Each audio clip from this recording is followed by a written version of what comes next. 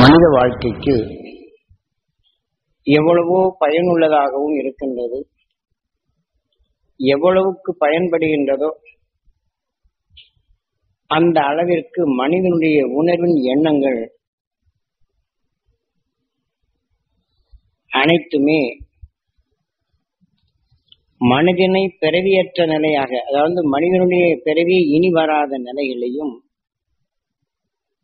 நாம் பரிணாம வளர்ச்சியில் எவ்வாறு புழுவிலிருந்து மனிதனாக தோன்றினமோ அதன் நிலைக்கே அழைத்துச் செல்லும் நிலைகள் இன்று விஞ்ஞான உலகில் வளர்ந்து கொண்டிருக்கின்றது, வளர்ச்சியும் பெற்றுக் கொண்டிருக்கின்றது. இன்றைய விஞ்ஞானம் நாம் அமெரிக்காவில் இன்று விளையாடுறாங்க கிரிக்கெட் என்றால், நம்ம வீட்டில் இருக்கக்கூடிய குழந்தைய டிவி திருப்பி வச்சுட்டு இவன் யார் மேல இந்தியாவுடைய ஆட்டக்காரர் அங்க ஜெயிக்கிறான்னு துள்ளி குதிச்சு அதிகமான இவங்களுடைய ஆர்வத்தை காட்டுகின்றனர். தோல்வியடைந்து விட்டால் மிக மிக வேதனைப்படுகின்றனர். அது பிஞ்சு உள்ளங்களிலேயே. ஆக சோர்வும் வேதனையும் படும்போது இந்த விஞ்ஞான உலகில் நாம் இங்கே குழந்தைகள் ஒன்றும் அறியவில்லை என்றாலும் ஆட்டத்தில் ஆர்வம் கொண்ட நிலையில் சோர்வும் வேதனைப்படும் போது இந்த ரெண்டு உணர்வும் அந்த பிஞ்சு உள்ளங்கள் சுவாசிக்க நேருகின்றது. உயிரோ அதனை இயக்குகின்றது. என்று ஒரு கம்ப்யூட்டரில் நாம் எத்தகைய நிலையை இயக்குகின்றோமோ அந்த உணர்வலையை அந்த கம்ப்யூட்டரில் உள்ள காந்த புலனர்கள் அதை பிரித்து அதை நம்மளுக்கு அறிவிக்கின்றது. ஆக அதை போல நமது உயிர் நாம் எத்தகைய குணத்தை எண்ணுகின்றோமோ அதனின் உணர்வை பிரித்து எலக்ட்ரானிக்காக மாற்றி அதனின் உணர்வின் அலைகள் எதுவோ அது நம் உடல்ல அதை இயக்கி காட்டுகின்றது என்ற இந்த உண்மையை பல கோடி ஆண்டுகளுக்கு முன் தெளிவுரை எரித்துள்ளார்கள் மனிதனின் நிலைகளில். ஆனால் விஞ்ஞானி ஒரு கம்ப்யூட்டரை உருவாக்கி அதனில் இவன் எத்தகைய ஆணை இடுகின்றானோ அதனின் உணர்வை பதிவு செய்து கொண்டு அதே அலைவரிசையில் அது இயக்கப்படும் போது எது அலைகளை இது உணர்ந்து இவன் வைத்திருக்கும் எந்த அலைவரிசையோ அதை காட்டிலும் எது நிலையில் வலுவாக இருந்தால் அதனுடைய இயக்க சக்தியாக இயக்கி அதை நம்மை அறிய செய்யும் நிலை அடைகின்றது. இது எலக்ட்ரானிக். ஆக இதையெல்லாம் எங்கிருந்து வந்தது என்றது இந்த எலக்ட்ரானிக், அதாவது டிவியை கண்டு உணர்வதற்கு முன் இதை விஞ்ஞானிகள் கண்டு கொள்ளவில்லை. சூரியனிலிருந்து வெளிப்படும் வெப்பகாந்தங்கள் மனிதனால் ஆராய்ச்சி செய்து டிவியை கண்டுபிடித்தான். அந்த டிவியை கண்டுபிடிக்க முன் அவன் ஒரு சாதாரண ஏழையாக இருந்தான். அவன் டிவியை கண்டுபிடித்து மக்களுக்கு காட்டப்பட போகும்போது கண்டுபிடித்த நாட்டிலேயே அங்க இருக்கக்கூடிய பெண்கள் இவனை கோழி முட்டையாலும் கல்லாலும் அடித்து துரத்தினார்கள். அவன் உயிர் வாழ்வதற்கே மிக கடினமாய்விட்டது. அவன் தப்பிவிட்டு அங்கே போலீஸ் ஸ்டேஷனில் சரணடைந்தான். வெகு காலம் வெளிவர முடியவில்லை. அத்தகைய கண்டுபிடிப்பை அன்றைய அரசாங்கம் இராணுவங்களுக்காக பயன்படுத்தி சில ஒலி அலைகளை பதிவு செய்து அங்க இராணுவங்கள் இருக்கக்கூடிய நிலைகளை எல்லைகளை அறிந்து அங்கு நடக்கும் சம்பவங்களை இவன் அறிந்து கொள்ள பயன்படுத்தினான் ராணுவத்தை. அதில் முன்னேற்றம் அடைந்தது ராணுவ நிலைகளுக்கு வைத்துவிட்டு முதலிலே கண்டுபிடித்த இந்த உணர்வுகள் டிவியாக இன்று சாதாரண மக்களும் கேட்டு உணரும் நிலைக்கு வந்திருக்கின்றது. ஆனால் இந்த டிவி மனிதன் ரேடியோவையும் நாம் பேசும் ஒலி அலைகளை இந்த காந்த புலன்கள் அது கவர்ந்து ரெக்கார்டு, அதாவது ஒரு இசைத்தட்டிலே அது பதிவு செய்து கெமிக்கல் கலந்த முலாமின் நாடாக்களில் பதிவு செய்கின்றனர். அது பதிவு செய்து மீண்டும் எந்திரத்தில் பொருதச் செய்து ஒலி அலைகளாக பரப்பச் செய்யும் போது இதையும் சூரியன் காந்த சக்தி கவர்ந்து கொள்கின்றது. ஓர் கெமிக்கல் கலந்த உணர்வலையாக சூரியன் காந்த சக்தி கவர்ந்து கொள்கின்றது. அதே உணர்வலைகளை நாம் வீட்டில் இருக்கிற டிவியை அது அந்த சுவிட்சை போட்ட உடனே எந்த ஸ்டேஷன்ல இருந்து ஒளிபரப்பு செய்கின்றனரோ அதை காற்றிலே படர்ந்து நம்ம பூமிக்குள் படர்ந்திருப்பதை பிரித்து அங்கே நடக்கும் சம்பவங்களை திரைப்படங்களாக காட்டுகின்றது. இதை போலதான் வேப்ப மரம் தன் உணர்வின் சத்தால் மரமானாலும் அதனின்று வெளிப்படும் உணர்வின் சத்து அதில் விளைந்த வித்து எங்கே கொண்டு நடுகின்றமோ பூமியின் ஈர்ப்புக்குள் இருக்கும் நீரும் அந்த நீர் சத்தால் தனக்குள் அது கருவுற்று செடியாக முளைக்கப்படும் போது இதன் இனமான தாய் மரம் அது வெளிப்படுத்தும் அந்த உணர்வின் சத்தை கவர்ந்து அது தன் இனத்தை வளர்க்கின்றது. இதை போலதான் டிவியில் ஒளிபரப்பு செய்யப்பட்ட மனிதனின் உணர்வு எண்ணங்கள் அலைகள் நாம் பூமியிலே பறந்து கொண்டிருக்கும் போது ஆராய்ச்சியின் நிமித்தம் மனிதன் தன் உணர்வால் அவன் எண்ணத்திற்கு செயல்படும் போது எலக்ட்ரானிக்கின் இயக்கத்தை கண்டு உணர்கின்றான். மனித உடலில் உணர்வின் அலைகளில் மிக சக்தி வாய்ந்ததாக அவன் பதிவு செய்து வெளிப்பட்ட இந்த உணர்வுகள் தான் எலக்ட்ரானிக்காக செல்லப்படும் போது அது மனிதனின் மூளை என்றும் இன்று அதே உணர்வலைகளை எலக்ட்ரானிக்குள் செயல்படுத்தப்பட்டு மனித உணர்வுகளில் இருக்கும் இந்த ராபர்ட் என்ற சிலை, அதாவது ஒரு எந்திர மனிதனை செய்யப்பட்டு அவன் இடும் அந்த ஆணைப்படி அந்த எந்திர மனிதன் இயக்குவதும் அதற்குள் எதிர்நிலை இருப்பதை அது கண்டுணர்ந்து நம்மளுக்கு இயக்கி காட்டுகின்றது. இவை அனைத்தும் இந்த உணர்வலைகள் மனிதனுக்குள் விளைவித்த நிலைகள் தான் இன்று விஞ்ஞான அறிவு. இதனை நாம் கண்டு உணர்வதற்கு அன்று பல கோடி ஆண்டுகளுக்கு முன் உணர்வின் அலைகளை இயக்குவதை நமக்குள் சுருக்கமாக சொல்வதே ஓ என்பது பிரணவம், இம் பிரம்மம் என்று நமது உயிர் ஜீவனாக இயங்குகின்றது. நாம் எண்ணியதை ஓம் என்று நம் உடலாக ஆக்குகின்றது. நாம் சூட்சம நிலைகள் கொண்டதை அதை நாம் எண்ணும் போது உயிருக்குள் பட்டு எலக்ட்ரானிக்காக மாற்றி உடலை இயக்குகின்றது. நாம் எண்ணிய அந்த குணத்தை ஜீவனாக்க செய்கின்றது. இம் என்று நம் உடலாக இணைய செய்கின்றது. இதைத்தான் ஓம் நமச்சிவாய சிவாய நம ஓம். இப்ப நீங்க எந்த டேப்பில எதை பதிவு செய்கின்றனரோ அதே காந்தப்புலன் ஊசிகளை அதனுடன் பாய்ச்சப்படும் போது பதிவு செய்த நிலையைத்தான் மீண்டும் இயக்கி காட்டுகின்றது.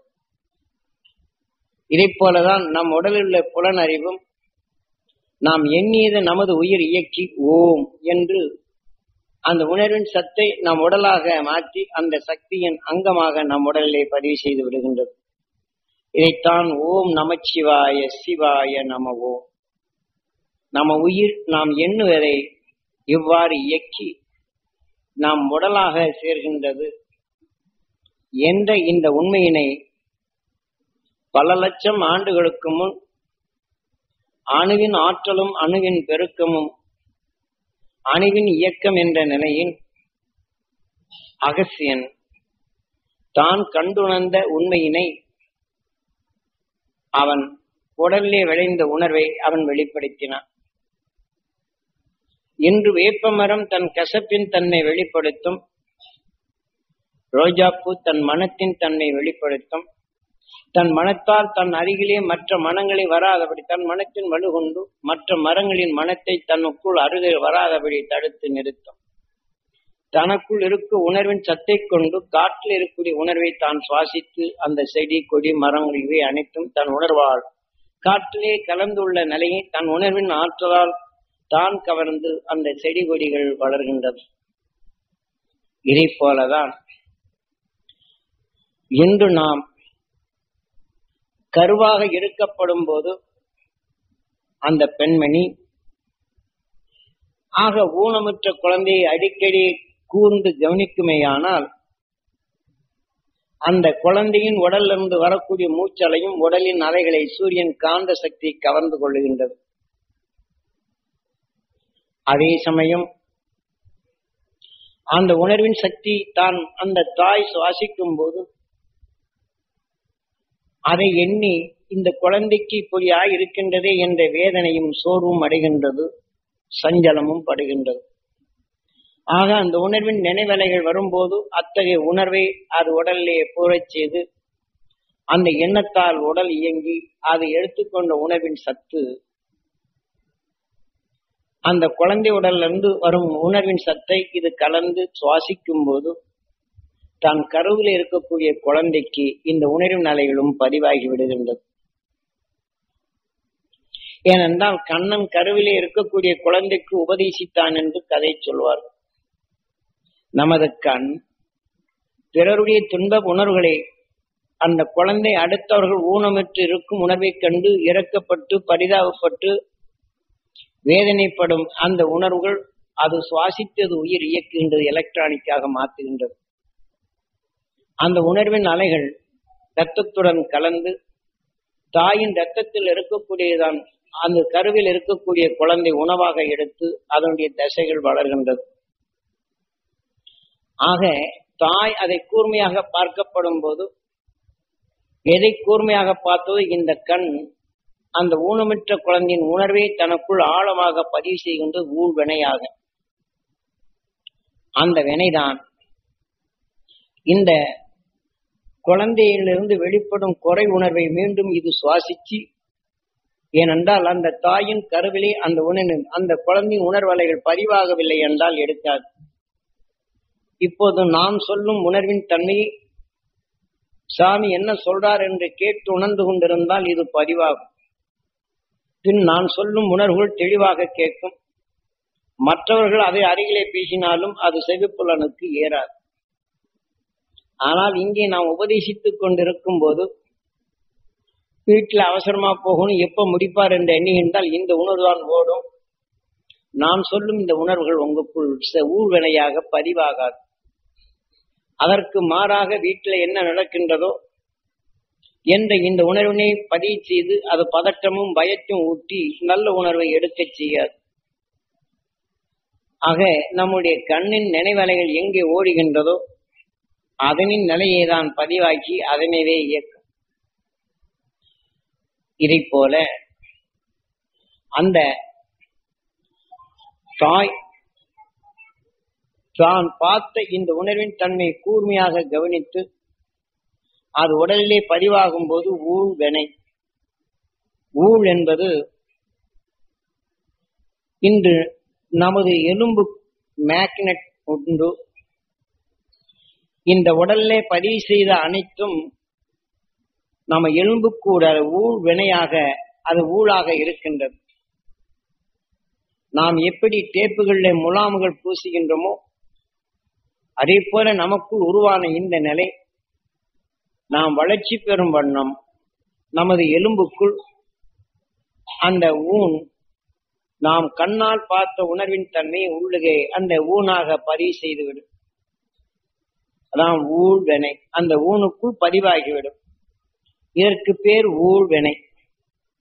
ஆனால் நாம் பதிவான நிலையை டேப்பிலே பதிவு செய்தால் அது எப்படி மீண்டும் இயங்குகின்றதோ அதே போலவும் இப்ப பாலிலே நல்ல சத்துள்ள உணவுப் பொருட்களை நாம் கலந்து சுவைமிக்கதாக உணவாக உட்கொண்டாலும் அதிலே காரத்தை கலந்தால் இந்த சுவையை கெடுத்து காரம்தான் முன்னணியிலே இருக்கும். அதே போல சகல சத்தும் போட்டு அதிலே விஷத்தை இட்டு விட்டால் அதை குடிப்போருடைய நிலையை சத்தை இழக்கச் செய்து இந்த விஷத்தின் தன்மையாக மயங்கச் செய்யும். சிந்திக்கும் திறனை அதை இழந்துவிடும். இதைப் போலதான் நாம் வேடிக்கை பார்க்கும் இந்த உணர்வின் தன்மை கண் பார்த்து அந்த உடலை படம் எடுத்து அந்த உடலிருந்து வெளிப்படுவதை கண்ணின் ஈர்ப்பு சக்தியாக படம் எடுக்கும் கண்ணுக்கு பேர் ருக்மணி, கருவழிக்கு பேர். ஆனால் அதே சமயம் கருவழியுடன் இணங்கி இருக்கும் காந்த புலனுக்கு சத்தியபாமா. இந்த கண் யாரை படம் எடுக்கின்றதோ அந்த உடலிருந்து வெளிப்படும் உணர்வின் அலையை அது கண் எடுத்து அது நம் உடலின் ஆன்மாவாக கொண்டு வரும். இந்த ஆன்மா நமது ஆன்மாவா மாறுகின்றது. இதே ஆன்மாவுடைய நிலையில் நாம் சுவாசிக்கும் போது நமது உயிர் அதை இயக்குகின்றது. ஆக இந்த ஆன்மாவாக பதிவு செய்தும் அதை பார்த்த உடனே நம் உடலில் அந்த உணர்வின் எண்ணங்கள் பதிவாகியிருந்தால் அந்த உடலிலிருந்து வெளிப்பட்ட உணர்வை நமது ஆன்மாவாக மாற்றி நமக்குள் நல்ல குணங்கள் இருந்தாலும் அவர்கள் வேதனைப்படும் உணர்வை நாம் அறியும் வண்ணம் இதை சுவாசித்து உயிரிலே பட்ட பின் அந்த உணர்வினை அதை வேதனைப்படும் நிலையாகின்றது. அப்ப அந்த வேதனையான உணர்வை நாம் சுவாசிச்சு அதை நாம் சோறு கொண்டு உணர்வுண்டு இது வேதனைப்படும் போது அந்த இறக்க உணர்வால் நம் உடல்கள் மிகவும் சோர்வடைந்து பலவீனம் அடைகின்றது. ஆக அந்த பலவீனமான உணர்வுகள் நாம் இரத்தத்துடன் கலந்து நம் கருவில் இருக்கக்கூடிய அந்த தாயின் கருவில் இருக்கக்கூடிய குழந்தைக்கு இது பூர்வ புண்ணியமாக அமைகின்றது. குழந்தை தவறு செய்யவில்லை. ஆக தாயின் கருவிலே வளரப்படும் போது தாய் சந்தித்த சந்தர்ப்பத்தின் உணர்வுகள் தாய்க்கு ஊழ்வினையாகவும் கருவில் இருக்கக்கூடிய குழந்தைக்கு பூர்வ புண்ணியமாக அமைகின்றது. ஏனென்றால் தாயின் கருவில் இருக்க பூர்வம் தாய் எடுத்துக்கொண்ட பார்த்த உணர்வு கொண்டு அதற்கு புண்ணியமாக அது அமைகின்றது. தான் பூர்வ புண்ணியம் என்று சொல்வார். இதெல்லாம் மெய்ஞானிகள் அந்த இயற்கையின் உணர்வுகள் எவ்வாறு இயங்குகின்றது என்ற நிலையை தெளிவுற காட்டுவதற்குத்தான் இவ்வாறெல்லாம் கதைகளாக எழுதி தெளிவுற நாம் அறிந்து கொள்ள செய்தார்கள். ஆகவே இந்த குறை உணர்வை கண்டுணர்ந்த அந்த குழந்தையின் உணர்வுகள் பட்ட பின் இந்த வேதனை என்ற நஞ்சு வரப்பும் போது அந்த கருவிலே சிந்திக்கும் திறன் இழந்து மூளையை அபிவிருத்தி குறையா இருக்கும். அந்த அபிவிருத்தி குறையா இருக்கப்படும் போது இந்த உடல்லே வளர்ச்சியின் தன்மை கண்மை இதாகி எதனின் உணர்வு அந்த குழந்தையை பார்த்ததோ அதே நிலைகள் கொண்டு இந்த குழந்தை உடலும் ஊனமாகும். கருவில் இருக்கக்கூடிய குழந்தை இதான் கண்ணன் கருவிலே இருக்கக்கூடிய குழந்தைக்கு உபதேசித்தான் என்று சொல்லும். நாம் கண்ணின் நினைவலைகள் அங்கே இருப்பதை கவர்ந்து தன் உடலுக்குள் அது செல்லப்படும் போது கருவில் இருக்கக்கூடிய குழந்தைக்கும் அந்த உணர்வின் சக்தி கிடைக்கின்றது என்று இதை காட்டுகின்றன. இதுதான் இன்று விஞ்ஞான அறிவு இதை எலக்ட்ரானிக் என்ற நிலையை கண்டுணர்ந்த இவர்கள் கருவில் இருக்கக்கூடிய குழந்தையை அது ஆணா பெண்ணா என்று கண்டுணர்வதும் அந்த கருவில் இருக்கக்கூடிய குழந்தைக்கு நோய் எப்படி வளர்கிறது என்ற நிலையும் கண்டுணர்வார்கள். விஞ்ஞான அறிவு கொண்டு எலக்ட்ரானிக்கை ஊடுருவை செய்து அந்த உணர்வின் தன்மை இன்று விஞ்ஞானிகள் கண்டு உணர்கின்றார்கள். அன்று மெய்ஞானி தன் உணர்வின் ஆற்றலை பெருக்கத்தை கண்டுணர்ந்து கருவில் இருக்கக்கூடிய குழந்தைகள் எப்படி வளருது என்று தன் உணர்வின் நிலையை தன் கண்ணை உயிருடன் ஒன்றச் செய்து தன் ஞானக்கண் என்று சொல்வார்கள். நம் உடலுக்குள் அந்த உயிரின் இயக்கத்துக்குள் தன் கண்ணை அது எண்ணி எதை பார்த்து இந்த உணர்வின் தன்மை இயக்கச் செய்து அறிவியல் என்ற நிலைகளை காற்றப்படும் போது அந்த கருவிலே குழந்தைகள் எப்படி வளர்கிறது என்ற நிலையும் கண்டுணர்ந்தான் மெய்ஞானி தன் உணர்வார். இன்று யந்திரத்தால் கண்டுணர்கின்றான். அன்று தன் உணர்வின் தன்மை கொண்டு ஊடுருவி குழந்தையின் நிலையை அது அறிந்தான். அதே சமயத்தில் அந்த மெய்ஞானி அந்த குறைகாணும் உணர்வு வரப்பும் போது அவனே மெய் உணர்வை தனக்குள் சுவாசித்து அந்த தாய்க்கு அருள் வாக்கை கொடுக்கின்றான். அந்த கருவிலே இருக்கும் அக்குழந்தை மகரிஷிகளின் அருள் ஒளி பெற்று மெய் ஒளி காணும் நிலையும் மேனியின் அழகும் சொல்லி இனிமையும் மெய்ப்பொருள் காணும் நிலையும் பெறும் என்று அவனிடும் வாக்கினை தாய் அது உற்று நோக்குமையானால் அது ஊர்வினையாக பதிவு செய்து இந்த உணவின் ஆற்றல் இரத்தங்களில் கலந்து அந்த கருவில் இருக்கக்கூடிய குழந்தையை ஞான குழந்தையாக வளரச் செய்கின்றது. இன்று இதனின் உணர்வு கண்ட விஞ்ஞானி கருவில் இருக்கக்கூடிய குழந்தைக்கு அது இயந்திரத்தின் மூலம் அந்த ஊசி உள் செலுத்தி அந்த குழந்தையின் கருவிலே ஊனுகின்றான். அது வேதனை ஆகும்போது 15 நாள் கருவான இந்த உணர்வுகள் அது எப்படி அது அலறுகின்றது என்ற நிலையை ஒலி அலைகளை பரப்பச் செய்து கருவில் இருக்கக்கூடிய இம்சித்து அதனின் உணர்வை இந்த எலக்ட்ரானிக் என்ற உணர்வின் அலைகள் கொண்டு அது ஒலி அலைகளை எழுப்புவதை கண்டு உணர்கின்றான். இன்றைய நிலைகளில் இது விஞ்ஞான அறிவு. ஆக விஞ்ஞான அறிவு அவன் உடலுக்குள் தன் உணர்வின் அலைகளை பாய்ச்சி அங்கே நடக்கும் மெய் உணர்வுகளை கண்டுணர்ந்தான் விஞ்ஞானி.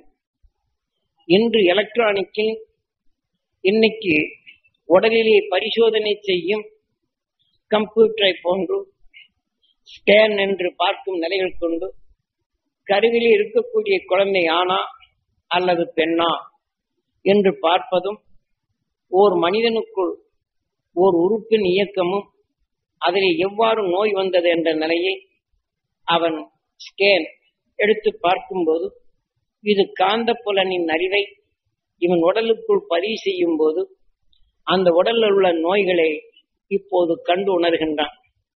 ஆனாலும் அந்த குழந்தையின் அந்த யார் உடலில் நோய் இருக்கின்றதோ அதே சமயத்தில் தன் நோயின் உணர்வின் நிலையை உணர்ந்து அது வேதனைக்குரிய நிலைகளாக இனி வாழ்க்கை எதிர்காலம் சிதறந்து போகுமே என்ற தன் குடும்ப பாசத்தின் பற்றை கொண்டு மிகவும் வேதனையான உணர்வை அவன் சுவாசிக்கப்படும் போது அந்த உணர்வலைகள் அந்த உடலுக்குள் ஊடுருவி எங்கே நோவாகின்றதோ அதன் அலைக்குள் இந்த அலைகள் சுழன்று விட்டால் இவன் ஸ்கேன் வைத்து பார்க்கப்படும் போது இவன் எந்த வேதனை உணர்வை பட்டதோ அந்த அலையின் தன்மையை இங்கே நிழல் படமாக காட்டப்பட்டு அந்த உறுப்பின் இயக்கத்தை பெரிதாக காட்டி அந்த உறுப்பு மிகவும் பலவீனமாகிவிட்டது என்று இந்த ஸ்கேனின் நிலைகளை அது காட்டும்.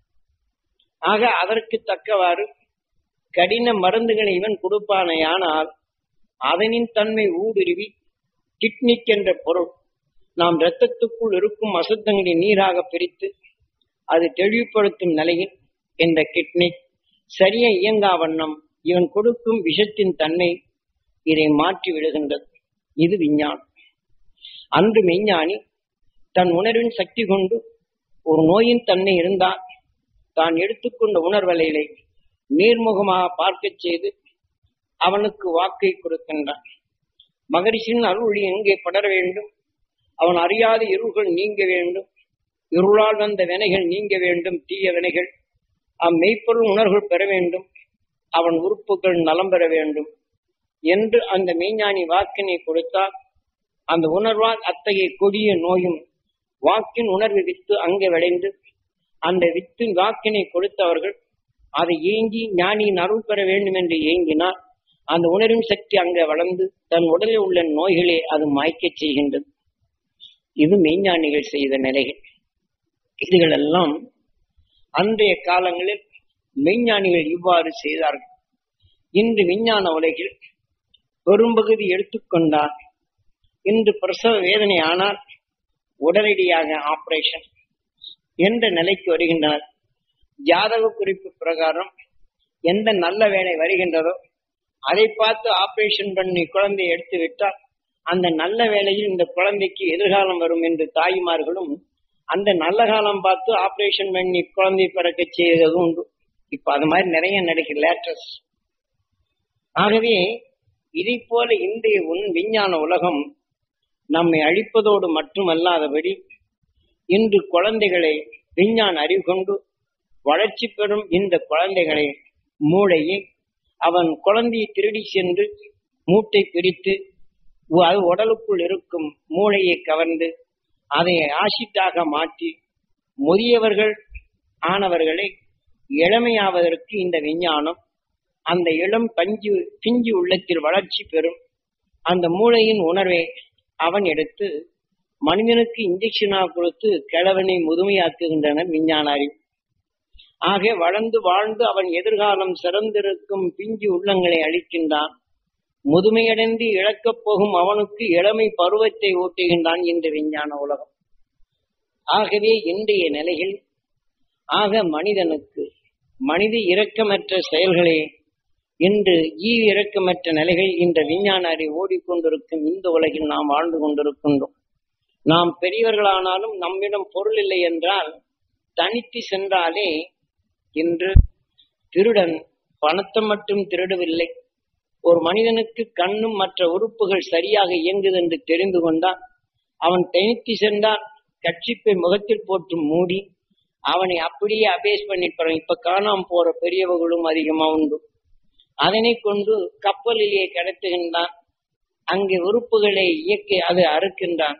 விஞ்ஞான அறிவுக்கு ஒருவரை காப்பாற்ற ஒருவரின் நிலைகள் என்ற நிலைகளில் அதனை சேமிக்கும் கிடங்காக சில நிலைகளை வைத்து அதை மற்ற நிலையில் தனித்த இடங்களில் உறுப்புகளை எடுத்துக்கொண்டு இந்த உடலை கடலில் போட்டு விடுகின்றனர். அது ஒரு பகுதி இருந்தாலும் இந்த உறுப்புகளை தசைகளாக மாற்றி அதை பொருள்களை இட்டு மனிதனுக்கு சக்தி வாய்ந்த சத்து என்ற நிலையில் இது டப்பாக்களில் வேறொரு உணவுகளை அந்த வேறொரு மனங்களை மாற்றி மனிதனுடைய மாமிசமே இன்று மாமிசமாக அவன் சத்து உள்ளதாகவும் அதை இப்படி மாற்றிக்கொண்டு வருகின்றது இந்த விஞ்ஞான உலகம். விஞ்ஞான உலகமே அது என்று எட்டிருக்கக்கூடிய இந்த நிலையில் அமெரிக்காவில் இன்றும் பெரும்பகுதியான பகுதிகளில் ஆனால் ஆள் காலு கைக்கு சிக்கினால் போரும் அவனிடம் இருக்கக்கூடிய பொருளும் அவனுடைய தசைகள் அவனுக்கு உணவாக உட்கொள்ளும் நிலைகள் பல வெளிவருகின்றன. இப்போது இதை போன்ற விஞ்ஞான உலகம் மனிதன் என்ற இரக்கமற்று சென்று கொண்டிருக்கும் இந்த நிலையில் நாம் வாழ்ந்து கொண்டிருக்கின்றோம். ஆகவே இன்று உலகப் போர் துரித நிலைகள் வரும் நிலைகள் வந்துவிட்டது. அமைந்து கொண்டிருக்கின்ற என்று எண்ணுகின்றோம். எதிரியே இல்லாது வளர்ந்து கொண்டிருக்கும் அமெரிக்கா மற்ற நாட்டின் நிலைகளை அவன் வளரவிடாது தடுத்து கொண்டும் அவனுக்குள் அடிமைப்படுத்த வேண்டும் என்ற நிலையில் அசுர சக்திகளை தனக்குள் எலக்ட்ரானிக் என்ற நிலையும் ரேசர் என்ற ஆயுதங்களை பயன்படுத்தி அங்கே அதை மட்டுமல்ல அவனுக்குள் கொடூர விளைவுகளும் கண்டு உணர்ந்துள்ளான். ஆகவே எத்திசையில் எதுவானாலும் விஷக்கிருமிகள் உருவாகும் நிலையை அவன் தூக்கும்போது அடுத்தவன் கண்டுகொள்ளாத நிலையும் எந்த நாடாக இருந்தாலும் அதனை பலவீனப்படுத்துவதற்கும் விவசாயங்கள் அது வளர்ச்சி பெறாத நிலைகள் அடைவதற்கும் செய்கின்றன. இதையெல்லாம் பரிசாந்தரமாக நீக்குரோக்குள் வாழும் அப்பகுதிகளில் இதை பரிசித்து அங்க பசியும் பட்னியுமாக அங்க மக்கள் மடிந்து கொண்டிருப்பதை இவன் அறியாது போல உதவி செய்வது போல சில நிலைகள் செய்து கொண்டிருக்கிறார். இதை போல உலகம் சுருங்கி கொண்டிருக்கும் நிலையில் இன்று முந்திய மெய்ஞானிகள் 96 மனிதனின் உணர்வலைகள் முழுமையாக அழிகின்றது. 2000 மனிதனுடைய எண்ணங்கள் இருசூழ்ந்து மனிதனுக்கு மனிதன் உணவாக உட்கொள்ளும் நிலையும் சிந்தனையற்று பித்தனை போல தெரியும் காலங்கள் வந்துவிட்டு என்று நிலையை தெளிவுற உணர்த்தி உள்ளார். ஆகவே இன்று நாம் எங்கே வாழ்ந்து கொண்டிருக்கிறோம் என்ற நிலையை இதை நீங்க உணர்ந்து கொண்டால் போல் இதை போல மெய்ஞானின் உணர்வின் தன்மையை நாம் பருவதற்கு பல காலம் பல லட்சம் ஆண்டுகளுக்கு முன் அகசியன் என்று தென்னாட்டுடைய சிவனை போற்றி எந்நாட்டுக்கும் இறைவா போற்றி என்று நாம் போற்றி கொண்டிருக்கின்றோம். அந்த தென்னாட்டிலே இப்பகுதியிலே தோன்றியவன் தான் அந்த அகசியன். அணுவின் ஆற்றலை அறிந்தால் அந்த உணர்வின் ஆற்றல் எவ்வாறு பெரியதென்றால் என்று நாம் தாய்மார்கள் நாம் எப்படியெல்லாம் அடுத்து வேதனைப்படுவோரை கண்ணுற்று பார்க்கப்படும் போது அது ஊழ்வினையாக உடலிலே பதிவாகி அந்த கருவில் இருக்கக்கூடிய நிலையை அடுத்து சண்டை போட்டவருடைய உணர்வுகள் இந்த கருவில் இருக்கக்கூடிய குழந்தைக்கு வளர்ந்து அது பிறந்ததிலிருந்து அவன் சண்டையிடும் போது எவ்வளவு வெறித்தனமாக பேசினார்களோ எவ்வளவு நிலைகள் அந்த உணர்ச்சிகள் உந்தியதோ இதை போல கருவிலே வளர்ந்த குழந்தைகளுக்கு இது ஊடுருவி அது பிறந்த பின் அவனுடைய பூர்வ புண்ணியமாக அந்த சண்டையிட்ட உணர்வுகள் உடலில் அதை இயக்கப்படும் போது சில்லு சில்லு என்று அழுவதும் தாய் அதை வேடிக்கை பார்த்த உணர்வுகள் ஊழ்வினையாக பதிவாகி தன் குழந்தையை பார்க்கும் போது மீண்டும் வேதனைப்படுகின்றது. ஆனால் ஒருவருக்கொருவர் சண்டையிடுவதை பார்க்கப்படும்போது வேதனையும் கொதிப்படைந்த இந்த உணர்வுகள், அதே உணர்வுகள் கருவில் இருக்கக்கூடிய குழந்தைக்கு அது ஊழ்வினையாக பூர்வ புண்ணியமாக அமைந்து தாய்க்கு ஊழ்வினையாக அமைகின்றது. இப்படி அமைந்த இந்த உணர்வுகள் அந்த குழந்தை பிறந்த பின் சில்லி சில்லி என்று அழைவதும், அதை நினைத்து வேதனையான உணர்வுகளை சுவாசிப்பதும், அதை கண்டு உடலுக்குள் கைகால் குடைச்சல் ஏற்படுவதும், அந்த வேதனையா உணர்வுண்டு தன் கணவனுடன் பேசப்படும் போது வேதனையின் உணர்வுகள் கணவனுக்கும் பதிவாகி அவர் தொழில் செய்யும் நிலைகளையும் அந்த ஆன்மா அவருடைய ஆன்மாவாக பருகி தொழில்கள் சீராக நடந்து சிறப்பாக நடந்திருந்தாலும் இத்தகைய ஊழ்வினைகள் இந்த குழந்தை இந்த கணவனுக்கும் பாஞ்சி இங்கே சிடுசிடுத்த உணர்வுகள், குழந்தை அழுகின்றது, மனைவிக்கு உடம்பு சரியில்லை என்ற இந்த உணர்வின் தன்மை பதிவாகி தன் தொழிலில் இறங்கப்படும் போது அங்க தொழிலும் மந்தமாகி தன் சொல்லு எதிரியாகி நம் சொல்லின் வாக்கு அல்லது நம் உடலில் எடுத்துக்கொண்ட இந்த மனம் வியாபாரம் வாங்க வருவார்கள். நாம் சொல்லால் சொல்லப்படும் போது கீட்டுணர்ந்து அந்த வேதனைப்பட்டவர்களை பார்க்கப்படும் போது வேதனையான உணர்வுகள் சுவாசிக்கும் போது நாம் உயர்ந்த தரமான சரக்கு வைத்திருந்தாலும் வேதனைப்படும் உணர்வுகள் அந்த கண் புலனின் அறிவில் படும்போது இந்த சரக்கை பார்த்தவனை மட்டமாவதும் வியாபாரங்கள் மந்தமாவதும், அதனால் குடும்பத்தில் எத்தனையோ விளைகள் ஏற்படுகின்றது. இது நம்மை அறியாத நிலைகள் நடப்பது. இதை போன்ற நிலைகளை இவ்வாறு வளர்கின்றது என்ற நிலைதான் அன்று மெய்ஞானிகள் தெளிவுற உணர்த்தி அவன் உணர்ந்தவன் முதலிலே இத்தகைய உணர்வின் இயக்கத்தை அறிந்தவன் அகசியன். இப்போ கருவில் இருக்கக்கூடிய குழந்தைகள் இப்படி வளர்கின்றது. ஆரம்பத்தில் அகசியனுடைய தாய் தந்தையர்கள் காட்டுக்குள் தான் வாழ்ந்திட மற்ற நஞ்சு கொண்ட விஷ ஜந்துகளிடமிருந்தும் தப்பிக்கவும் மற்ற கொடூர மிருகங்களிடமிருந்தும் தன்னை தப்பிக்கவும் அகசியனுடைய தாய் தந்தையர்கள் காட்டுக்குள் அரைந்து திரிந்து காட்டுக்குள் மிக சக்தி வாய்ந்த தாவர இனங்களை தான் முலாமாக உடலில் பூசி விஷஜந்துக்கள் இவர் உடலில் இருக்கக்கூடிய மனங்களை நுகர்ந்த பின் அந்த விஷஜந்துக்கள் இவரை அணுகாது. அது இந்த மனத்தை கண்டவுடன் அது விலகிச் செல்வதும் அதிலிருந்து தன் உடலை காத்துக் கொள்ளும் நிலை பெற்றார். அத்தகைய விஷமான சத்தின் தன்மை அந்த தாயின் உடலுக்குள் சிறுக சிறுக செல்லுகின்றது.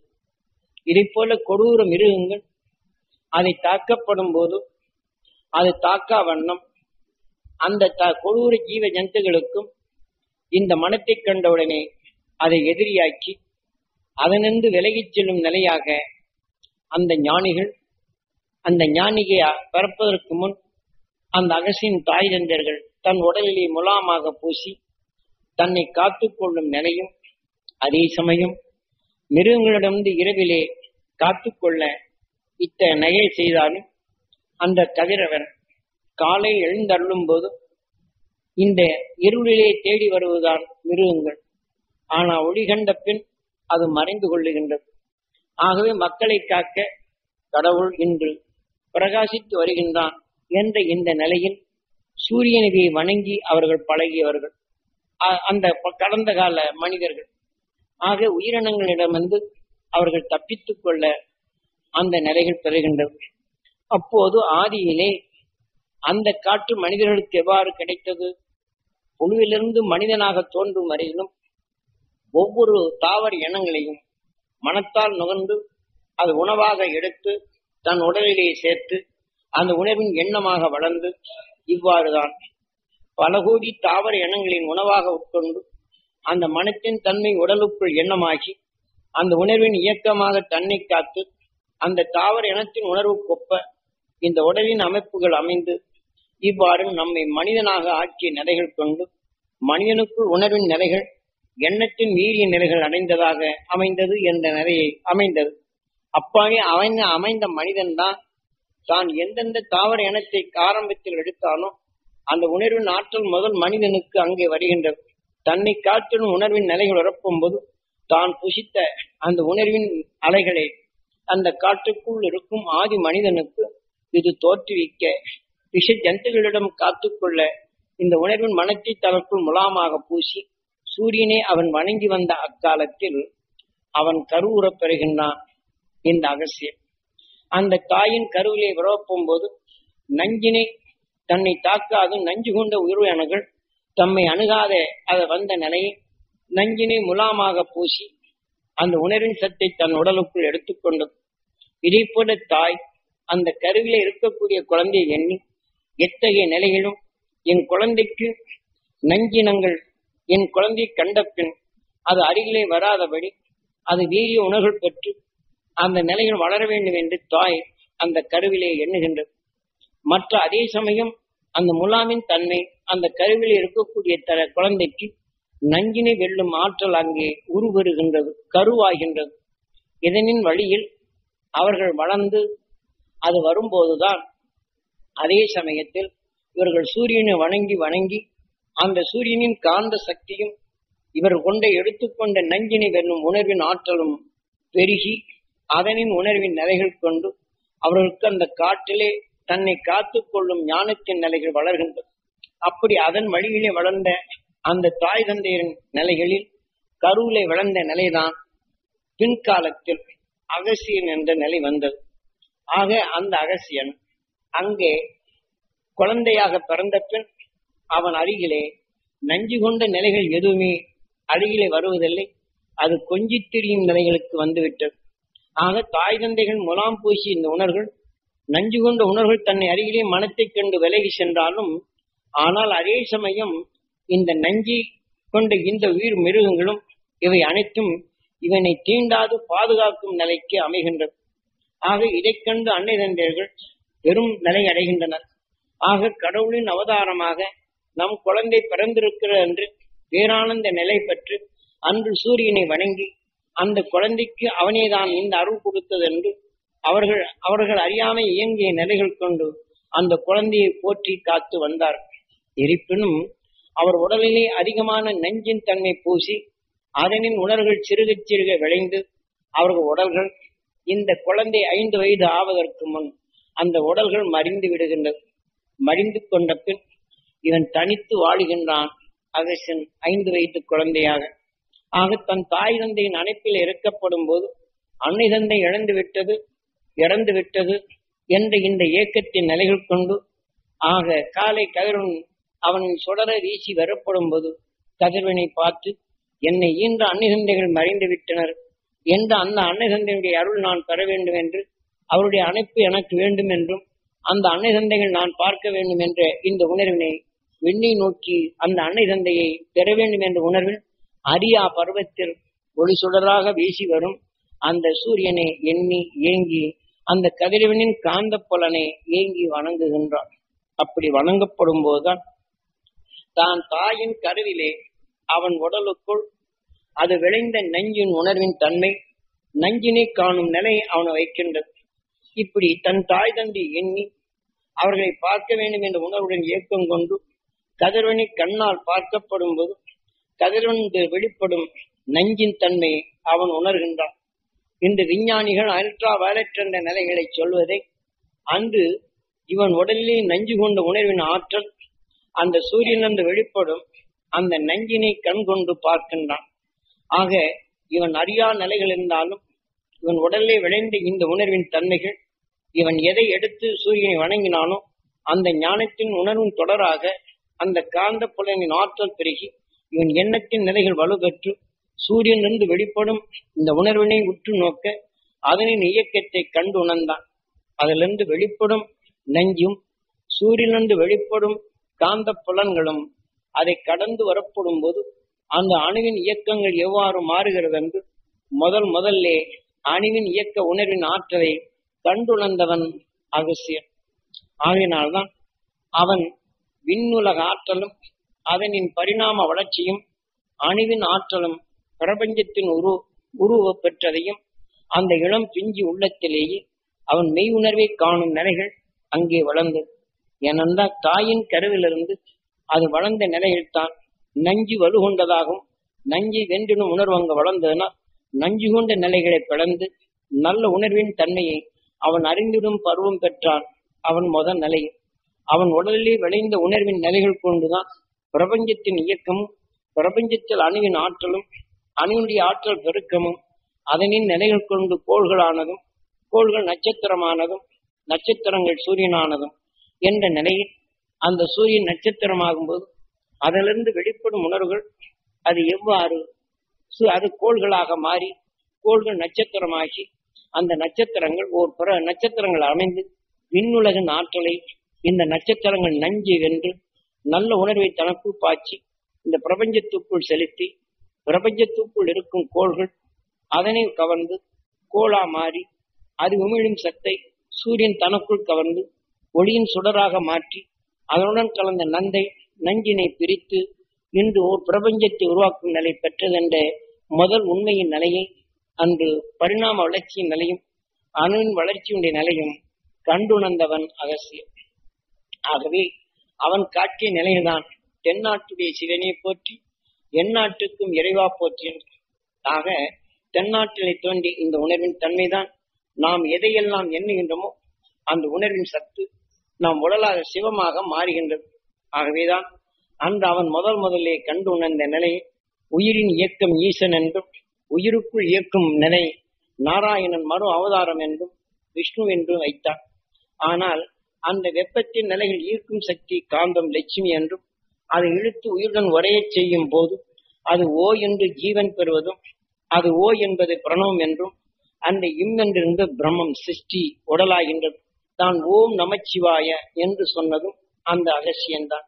ஆக இந்த மனத்தின் தன்மை இந்த உயிருடன் இயக்கப்பட்டு அந்த சத்து அது ஜீவனாகி என்று அடையப்படும் போது எந்த மனத்தின் தன்மை அது இதனுடன் ஆனதோ பிரம்மாவின் மனைவி சரஸ்வதி. ஏனென்றால் ஓம் என்று பிரணவம் ஜீவன் ஆக்குவது பிரம்மம் என்றும் அது என்று உடலாகப்படும் போது அந்த உணர்வின் சக்தி ஜீவனாக்க செய்வது அந்த நிலை என்ற நிலையை நாம் உணர்வதற்கு அது எந்த மனத்தின் தன்மையோ அதனின் ஞானமாக அது இயங்கும் அந்த உணர்வின் எண்ணங்கள் இயங்கும் என்ற தெளிவுரை அன்று ஞானிகள் அந்த மகரிஷி அகசியன் காட்டினான் இந்த உண்மையின் நிலை. இன்று விஞ்ஞானி இதை சொன்னான், மெய்ஞானி அதை சொன்னான். மெய்ஞானி இயற்றிய இந்த உண்மையின் நிலையை அதை பின்பற்றி அந்த உணர்வின் தன்மையை இவ்வாறு உணர்ந்து அதனின் நிலையத்தான் தான் எதை எடுத்ததோ சுவாசித்த உணர்வு ஜீவனாகி அந்த உயிருடன் ஒன்று உடலாகும் போது சிவம் என்றும் சிவத்துக்குள் சக்தியாக எதையெல்லாம் எண்ணுகின்றதோ அது சிவசக்தியாக இயங்குகிறது என்ற நிலையும் இந்த உயிர் 3 நிலைகளை இயக்குகின்றது என்று மும்மண்டலமாக இயங்குகின்றது என்ற நிலையை தெளிவாக எடுத்துரைத்தவன் அகசியன். அவன் விண்ணுலக ஆற்றலை தனக்குள் பருகி நமது பூமியின் நிலையை அடைந்தான். பூமி எவ்வாறு உணவாக எட்கொள்வது, பூமியில் இயக்கம் எவ்வாறு ஆகின்றது என்ற உண்மையினுடைய நிலைகள் அறிந்து பூமிக்குள் வரும் நிலையை வடத்துருவும் விண்ணிலே வரும் மற்ற கோள்கள் உமிழ்த்தும் உணர்வை பூமி சுழலும் போது ஏற்படும் வெப்பமும் இந்த வெப்பத்தை ஈர்க்கும் சக்தியால் பூமிக்குள் சென்றடைவதும் அதே சமயம் சுழலும் போது போகும் பாதையிலே வடத்துருவும் அதன் நேர் பிரசித்தும் கோள்கள் உமிழ்த்தும் அந்த உணர்வின் சக்தியை நமது பூமி அதை எவ்வாறு கவர்கின்ற நிலையை இந்த அகசியன் கண்டுணர்ந்தான். ஆக துருவத்தை அறிந்து துருவத்தின் ஆற்றலை பெருகி அந்த உணர்வின் ஏற்கனவே இவன் நஞ்சினை தனக்குள் ஆற்றல் மிக்கதாக வரும்போது துருவத்தில் வரும் நஞ்சினை இவன் அடக்கி அந்த நஞ்சினை அடைக்கும் ஒளியின் சுடராக பொருளறிவும் உணர்வாக அவனுக்குள் வளர